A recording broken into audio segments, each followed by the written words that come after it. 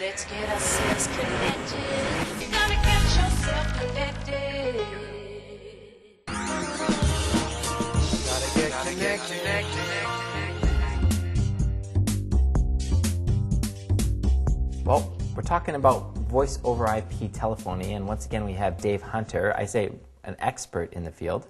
Would that be too much to say you're an expert? You are an expert. Well, I'm not sure that I'd qualify as an expert, but I certainly know a fair bit about VoIP. Absolutely. And we're going to take a look at a service that we actually use called OneConnect. I'm sort of interested in what is happening with voice over IP market-wide in Canada. Obviously, it's kind of been in an early adopters phase for some time now. Is it starting to become mainstream? Where are we with that? And I'd say that's a good characterization of where we are. A lot of the early adopters have now gone back to the traditional type of telephone lines simply because the reliability and the support aren't there yet. Well, that's one of the things that you hear about, like people who I talk to who use the VoIP, and we even have problems in our office. They know it's VoIP, and then they complain about it all the time. You know, no one ever complains about their cell phone when they drop a call. They just call again.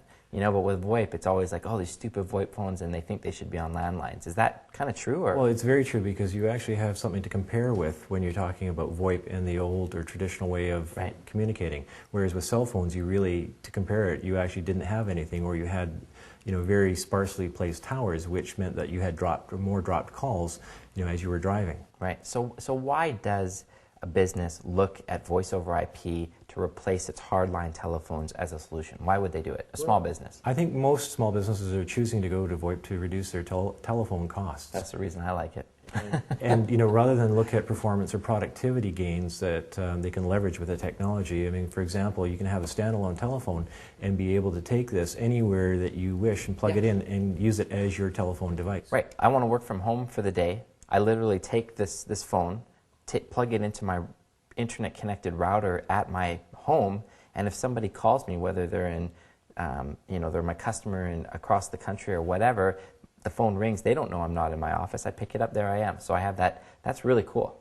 Well, it is, and you know, because of Canada, we do get a lot of snowstorms. Yeah. For those employees that can't make it into the office, they can certainly choose to work from home if they have this type of a phone, and then no one knows when they call that they're actually not in the office. So for the most part, this is a handset, just like any other phone. You pick it up, you get dial tone, you dial your numbers, you know, long distance, all the rest of it.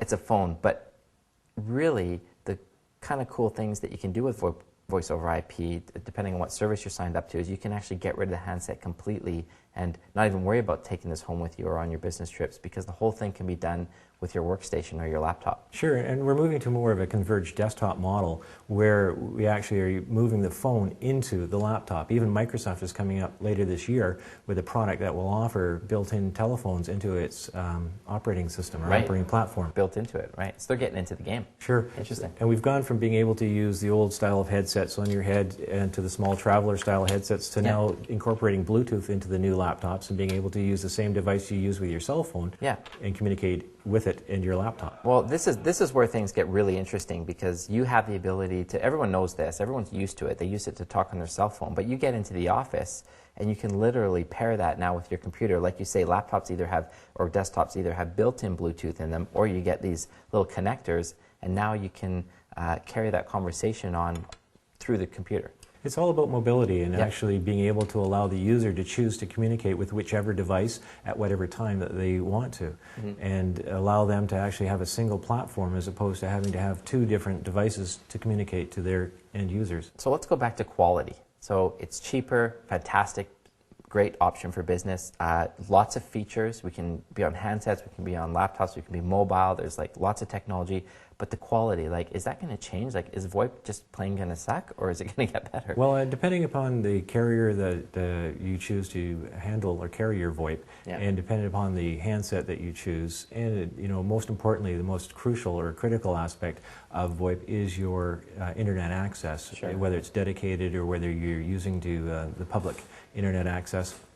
Will depend upon your experience with VoIP. Okay, and I want one last thing. I see you brought a little camera here that is pretty cool. Everyone knows these webcams. You know, on their MSN Messenger, they can have little video conversations. What's going on with VoIP there? It's built into the OneConnect platform, so that if you want to have a conference call at the same time you're talking to the person, as long as they have the same sort of camera, the same software, that they can actually see you and you can see them, and it's streaming video. So just another benefit to going with a technology like voice over IP. Now when we have our business conversation or even our next interview, we can literally do it through this little computer. That's true. Fully featured and at a lower cost. That's pretty cool. One last thing, the voice over IP, are the big guys going to get into it? Are the Teluses, the Bell Canadas, the cable providers, Rogers, and are they going to start offering a service that's really competitive? I mean, they already are, but are they going to start to get competitive with some of these guys? Right, and I think we're going to see more movement this year. The CRTC has held the major carriers off until they've lost a certain amount of market share. That magic number is 25%, and I think some of the carriers are finding they are losing market share, but they're not quite down to that number, so I think we might see the CRTC having to step in and maybe make that happen sooner than later. Very interesting. Look at voice over IP as a technology that your small business might be able to take advantage of. Lower cost, lots of fun little things you can do with it, quality getting there. Thanks so much for joining us. Thank you. Bye.